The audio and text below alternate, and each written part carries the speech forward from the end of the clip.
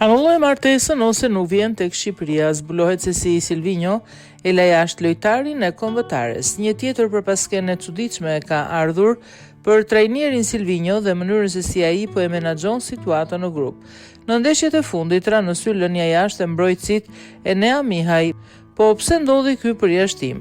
Gazetari Altin Sulçe ka treguar përpas skenën se çfarë ka ndodhur në këtë rast. Sipas tij, Silvinjo i ka kërkuar Enea Mihajt që të vinte 3 ditë para grumbullimit në Tiranë, ndërkohë Enea Mihaj martohej të dielën dhe Shqipëria grumbullohej të hënën.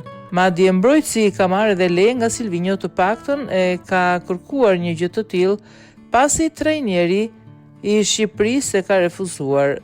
Tërësisht e habitshme jo vetëm për faktin se një gjë e tillë është prioritet, pra kurorëzimi një çifti dhe krimi familjes, veçanërisht duke ditur se nuk do të humbiste asnjë ditë shërbitje, por edhe për faktin se Enea Mihaj vjen i fundit në rend kur bëhet fjala për qendër mbrojtësit dhe nuk është përdorur thuajse kurrë.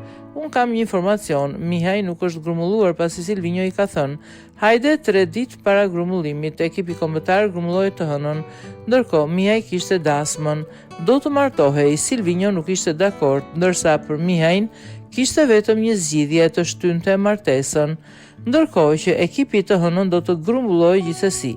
Mihaj kishte kërkuar lejë, martohej të dielën, por Silvinjo e kërkoi ditë para, tha ai.